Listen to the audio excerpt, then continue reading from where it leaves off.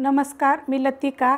आज मी तुम्हाला झटपट असं फ्रेश वाटाण्यापासून चाट बनवून दाखवणार आहे। त्यासाठी बघा तवा ठेवलेला आहे गरम करायला। तवा चांगला गरम झालेला आहे। त्याच्यामध्ये आपण हे वाटाणे टाकून घेऊया। हे 300 ग्रॅम वाटाणे आहेत बघा सोलून। आता ह्याला काय करायचं माहिती आहे का, डाग पडसतर आपल्याला भाजून घ्यायचे आहे।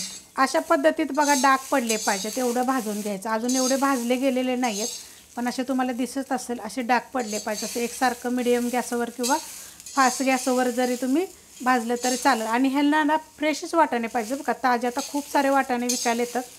थोडंसं वेगवेगळ्या पद्धतीने काय काय करायचं ते थोडंसं मी अजून भाजून घेते।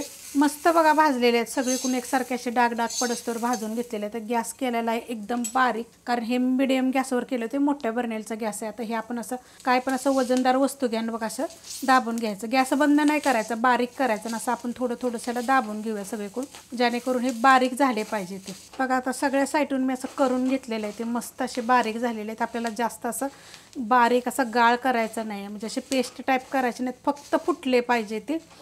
गॅस चालूच आहे, गॅस काय मी बंद केलेला नाही आहे। त्यात टाकणारे थोडंसं काळं मीठ, त्यात टाकणारे ही चाट मसाला, मिरची पावडर, साधं मीठ।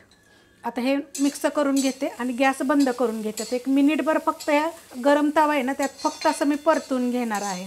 मस्त बघा असं परतून घेतलेलं आहे। आणि हे कशासाठी टाकलं माहिती आहे का, जे आपण फोडलेले आहेत का नाही, गरममध्येच त्याच्यामध्ये मुरलं जाईल आणि चव छान लागेल। पण हे करताना गॅस बंद करायचा। थोडंसं बघा असं पाणी सुटल्यागत होतं, कारण ह्याच्यामध्ये आपण मीठ टाकले ना गरममध्ये, तर हे चांगलं मिक्स असं होतं। आता आपण बनवायला घेऊया। त्यासाठी एक प्लेट घेतलेली आहे आणि अशा पुऱ्या घेतलेल्या आहेत। तर ह्या पुऱ्या कशा करायच्या ह्याची पण रेसिपी मी अपलोड केलेली आहे।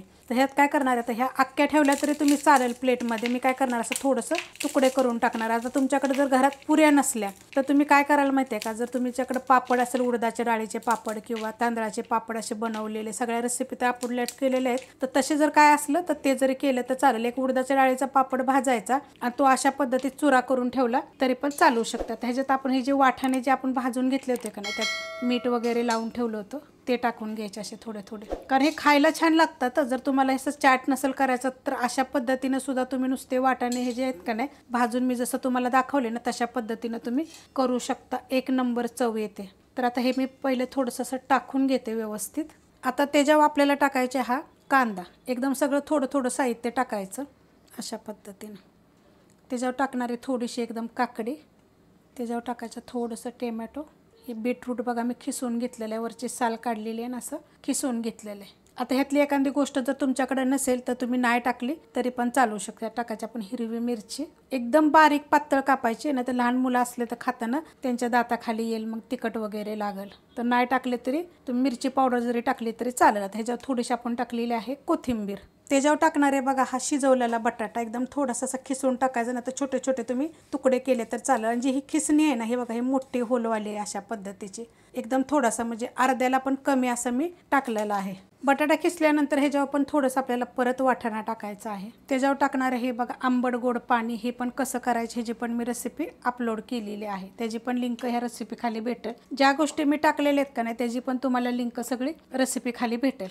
हिरवी चटणी, त्याच्यावर टाकणार आहे बघा मी ही थोडीशी शेव, ही मोठीवाली शेव आहे, ह्याची पण रेसिपी अपलोड केलेली आहे। आणि ही बारीक शेव आहे, ही जी आपल्याला पाणीपुरीला वगैरे लागते ना ती शेव आहे। त्याच्यावर टाकायचे थोडेसे खरदाणे, हे पण कसे बनवायचे ह्याची पण मी रेसिपी अपलोड केलेली आहे। आता हे अशा थंडीच्या दिवसात ना असे फुटाणे खरदाणे मुलांना खायला द्यायचे, शक्यतो जास्त करून फुटाणे द्यायचे। फुटाणे काय होतं मग त्यांना सर्दी वगैरे होत नाही मुलांना, तर त्यासाठी द्यायचे थोडे खायला। तर ते कसे भाजायचे त्याची पण मी रेसिपी अपलोड केलेली आहे। ह्याच्यावर टाकणारी ही मिरची पावडर, ही तिखटवाली पण आहे आणि कलरवाली पण आहे। आपण ह्याच्यात थोडीशी पहिली हिरवी मिरची टाकली, ही लक्षात ठेवायचं। ह्याच्यामध्ये टाकणारे हा चाट मसाला, काळं मीठ थोडंसं टाकायचं आपल्याला, हे साधं मीठ।